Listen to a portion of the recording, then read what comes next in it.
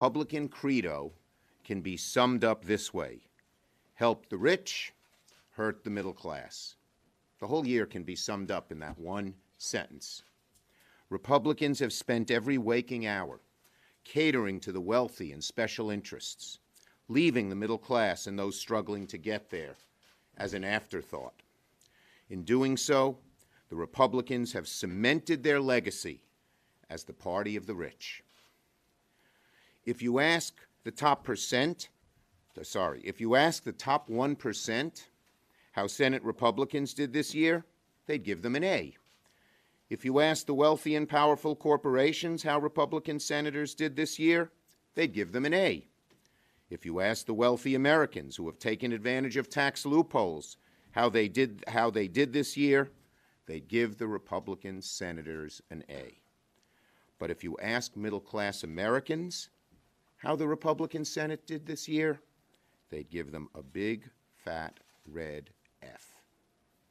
This week crystallizes this year in the Senate perhaps better than any other. In the same week that Senate Republicans lower the top tax rate on the wealthiest of Americans, they're failing to reauthorize the CHIP program that provides health care for millions of sick kids. In the same week that Senate Republicans voted to slash corporate taxes, they're shortchanging millions of middle-class Americans who lost their homes to wildfires and historic storms. In the same week that they're preserving the carried interest loophole they said they'd close, Republicans are failing to provide a boost in funding of both military and key domestic programs that the middle class relies on, like infrastructure, funding to combat the opioid crisis, pension relief, and more. They have been so focused, our Republican colleagues have, on taxes, they've been unwilling to reach agreement on these issues for fear it would upset their tax deal. That's been the story of the year. For the last 3 months, Republicans have buried their heads in their tax bill, zealously slashing taxes for those who need it the least, while leaving the critical middle-class programs behind. That's been the story of this year. Republicans haven't accomplished much, but what they have accomplished has only benefited the wealthy and well-connected. Reminds me of the old Woody Allen scene. Woody's at the diner with someone, and this guy says to him, "You know, these portions are small." No, sorry, I got it backwards. The guy says to him, "This food is terrible." But Woody said, "Yeah, but the portions are small." Yeah. Well, they haven't, the Republicans haven't accomplished much, but what they've accomplished has benefited the wealthy and well-connected. Republicans will argue they had a great year, pointing to 3 things: Judge Gorsuch, their use of the Congressional Review Act to roll back regulations, and their tax bill. All 3 of those things will help the rich and powerful. They'll help corporations, but they won't help the middle class. Senate Republicans jammed through Congressional Review Act bills that rolled back protections for middle-class people, for workers, for students, for women, all the while helping special interests. Senate Republicans engaged in historic obstruction to keep a Supreme Court open so that the Heritage Foundation and Federalist Society could handpick a judge that would rule on the side of corporations instead of people. And they capped the year by passing a tax bill that provides huge tax breaks for the rich and the biggest corporations, while providing crumbs and even tax hikes for the middle class. And that's what they did do. We haven't even gotten to what they failed to do or forgot to do. They tried for months to repeal the Affordable Care Act, which would have sent costs soaring for millions of Americans and caused millions more to lose coverage. They failed in that effort, but they have consistently undermined ACA in every way they can think of. Now, when premiums go up, the American people will know that President Trump and Republicans are to blame. They failed to authorize the CHIP program, children's health insurance. They failed to rebuild our infrastructure, something that would create millions of good-paying jobs, despite the president's promise. Wages have barely budged, and our Republican friends haven't done a thing to actually lift those wages. The president talks about the stock market. That helps mainly the rich. Wages, wage earners, growth is nearly flat. The president and Republicans promised they'd stop outsourcing, but that hasn't happened. Even the companies the president said he'd personally work with have sent jobs to Mexico, leaving families in the Midwest and across the country without the income they need this holiday season. Time and time again, the middle class was an afterthought or outright forgotten by Senate Republicans and President Trump. President Trump promised to remember the forgotten man. The forgotten man is still waiting to be remembered. Now, our Republican friends will claim they couldn't achieve more because of obstructionist Democrats, but that isn't true at all. All year long, Republicans have been hell-bent on pursuing a partisan agenda. Right out of the gate, on their two biggest priorities, taxes and health care, they used reconciliation, a partisan process that said Democrats get lost. They didn't even pretend they were being bipartisan. Their view of bipartisanship has been to write the bill themselves, introduce it, and demand Democrats support it. And this year in the Senate, not a single bill at the 60-vote threshold has failed because of a Democratic filibuster. Let me say it again. Before Republicans blame, quote, obstructionist Democrats in the Senate for their lack of accomplishments, they should remember that the Senate Democrats did not filibuster a single bill at the 60-vote threshold. Now, we hope the future will be different. We hope they'll give up on their partisan agenda that leaves behind the middle class and those struggling to get there. But if they don't, the political problems they're having now are only going to get worse. People are standing up and rejecting the Republican agenda across the country, including in states that have been ruby red for years. In Alabama, Virginia, New Jersey, last week in Tennessee, we're seeing an incredible swing away from the Republicans and toward the Democrats, from one end of the country to the other. If Republicans continue to hurt the middle class, if they continue to kowtow to the powerful corporations and the wealthy, then they're in for a reckoning next November. Senator Durbin. Thanks, Chuck.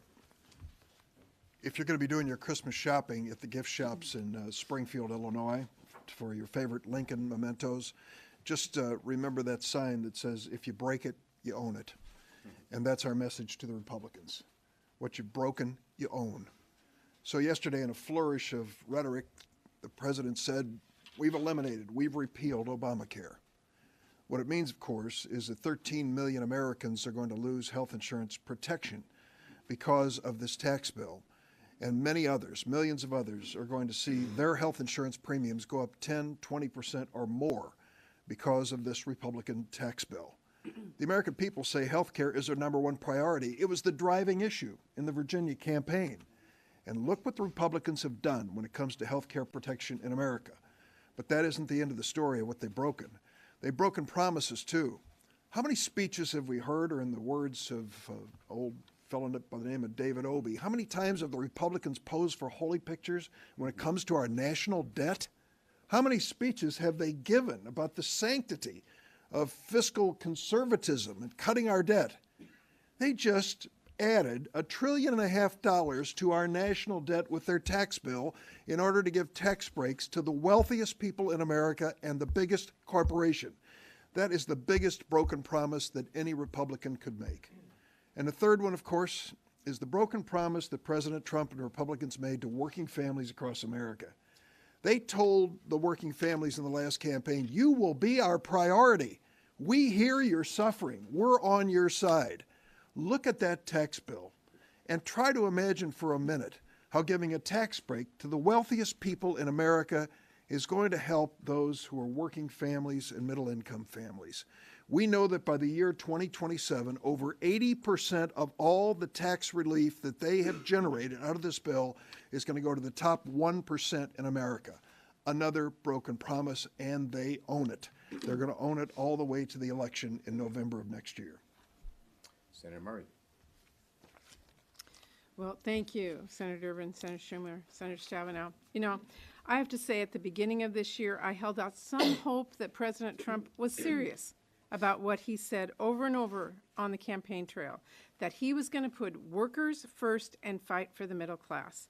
And I hope that maybe, just maybe, Republicans in Congress would take those promises seriously too and work with us as Democrats to make them a reality. But instead, as Senator Schumer and Durbin said, this year more than ever, Republicans have made clear exactly what it is they want to do.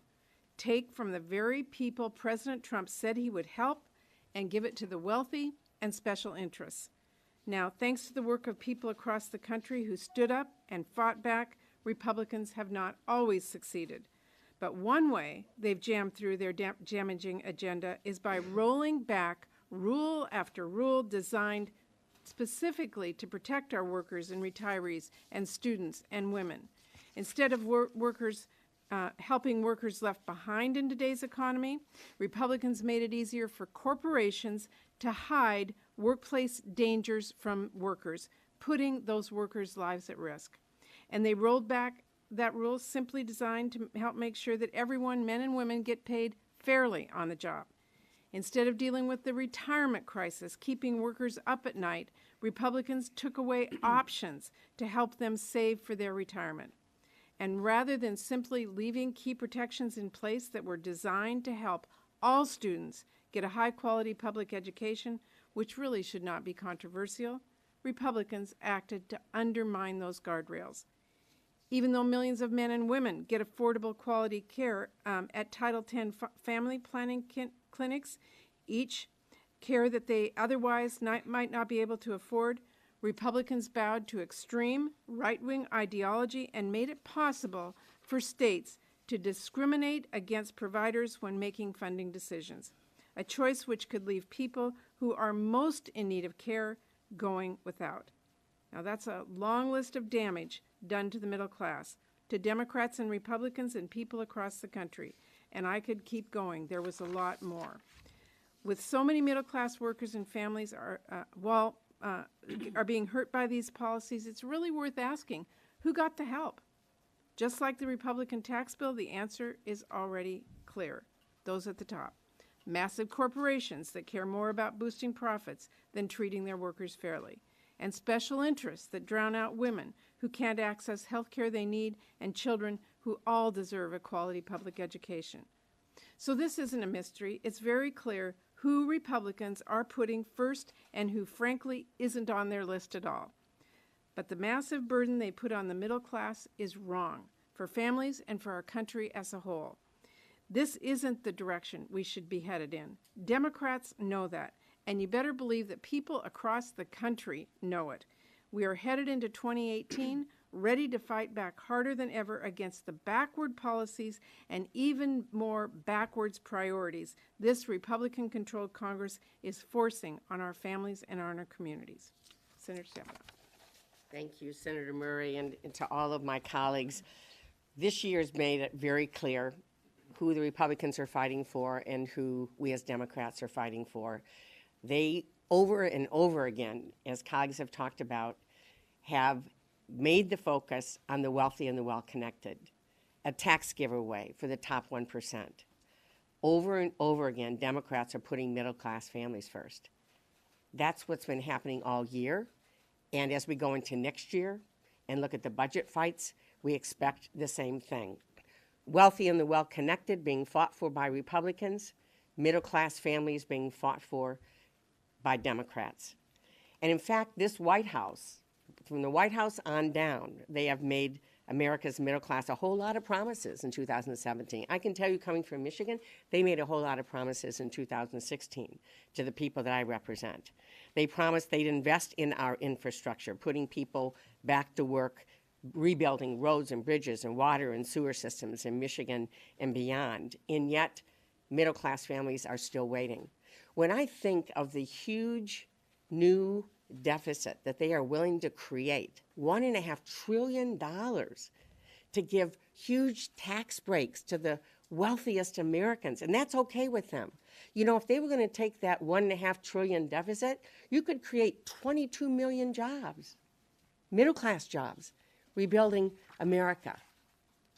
They promised they'd end outsourcing and crack down on countries like China that cheat on our trade laws and bring jobs home. I remember this president telling people in Michigan, day one, I'm going to label China a currency manipulator. Well, he didn't do that day one. Now, he did create new business opportunities for himself in China and his family in China. But people in Michigan and across the country are still waiting. We've lost 5 million jobs because of currency manipulation. And people are waiting because he's yet to do what he promised us. And when we're talking about shipping jobs overseas, this tax bill doesn't close any loopholes. In fact, it creates a great big new one, $4 billion for oil companies that wasn't there before.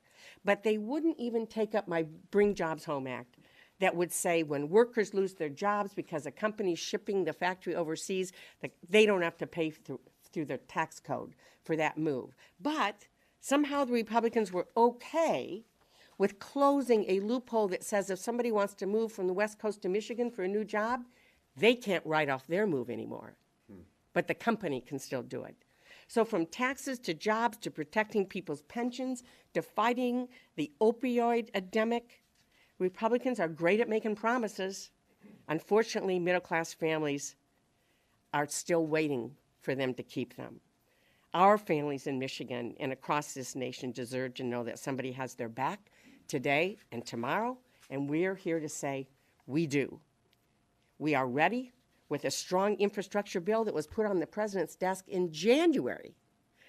We're still waiting to get feedback on that. It would create 15 million jobs. We're ready to pass legislation we've introduced to help pension funds get back on solid footing so that our country actually keeps its promise to people who've worked all their life and just want to know their pension's going to be there. We're ready to give real help, not empty promises, to communities in Michigan and across the nation that have been devastated by the opioid epidemic, including allowing the government to be able to negotiate lower prices for naloxone, which is critical in life-saving. We're ready to help create good jobs here at home instead of exporting our jobs overseas. And in 2018, Democrats are renewing our promise to stand with middle-class families every day. Our middle class built the country. It's time that America returned the favor. Questions? Yes. Do you support the idea of repealing the GOP tax reform bill? And if Democrats were to take the majority in 2018, would you bring up a bill that would repeal the GOP tax There are probably a small number of provisions we might not repeal, but it certainly would need drastic overhaul, aiming it at the middle class, not at the wealthy and powerful. Senator, how would you rate the Democrats' year? I mean, so much of this year was Democrats able to stop so many Republican efforts, but now in the last week, whether it's ANWR, whether it's the mandate, they've gotten a lot of things that you have grave concerns around. Well, let me just say this. First, we've been able to when Donald Trump swept into office with a Republican House and Senate, they thought they'd get huge amounts of things done. The only major thing they can point to is the tax bill. And even on that bill, the public doesn't like it. Why? Because we Democrats have been relentless in letting people know what's really in the bill, and I believe it will be an anchor around the ankles of every Republican who voted for it or who supports it. So we're in the minority. We can't control the agenda. We had wished for bipartisanship, but given the situation we've been in, I think we've had a very, very successful year. And the way to look at it is all the bad things we stopped them from doing, and more importantly, or just as importantly, the public knows how bad they are. You've seen it, and that's part of our job in the minority. Yes? Now that the tax bill is in place, can you talk a little bit about the impact on the SALT-dependent states? Yeah, look, And you know, the suburbs. Schumer This is, paradigm of the cop married to the nurse and all yes, yes. DACA, if you could talk about Well, in terms of the state and local deductibility, this bill, the tax bill, is the most anti-suburban tax bill that we've seen in a very long time, because suburb after suburb has people who depend on that state and local deductibility. They tend to be Republican suburbs, whether they're the suburbs of Seattle or the suburbs of Detroit or the suburbs of Chicago or the suburbs of New York. And so I think it's a very bad move for them in terms of the substance of America, because we prize our suburbs, and in terms of the politics of America. Yeah, we're not going to address any of those things until we see what the House is going to do. Okay? Yes. Senator, you talked about bipartisanship.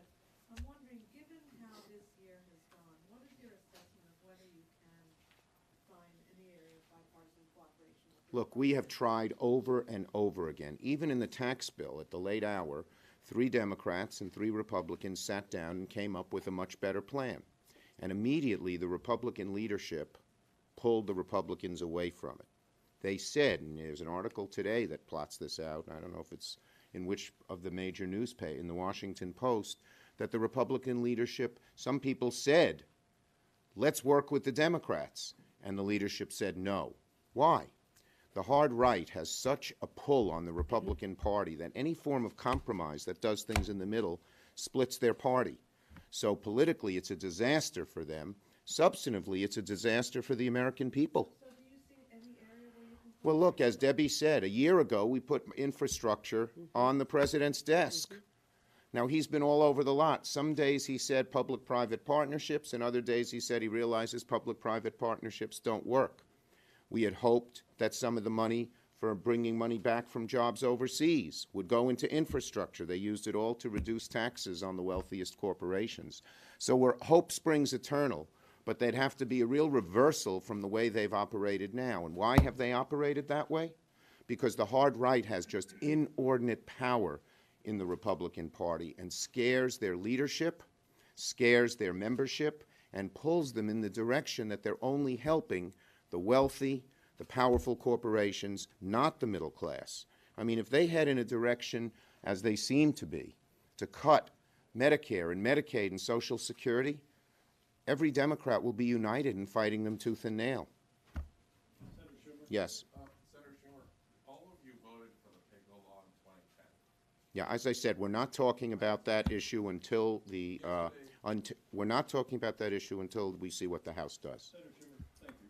One of the things that I didn't hear on your list was the failure to provide a long-term budget for still doing continuing resolution. Well, we mentioned all the things that they haven't done because they're so busy on the taxes. At 2018, what do you think it'll take to get a long-term? Again, we're waiting to see what the House does. We're not commenting on that right now. Let's see what they do. Can I get your reaction to Leader McConnell's statement on his commitment to Senator Flake that he will put a bipartisan immigration bill on the floor if this group reaches a deal? Well, we hope we'll see that, but our view is the best place to get this done. If he can put something on the floor, and the House will put something on the floor, and the President will sign it, and it's a good proposal, great.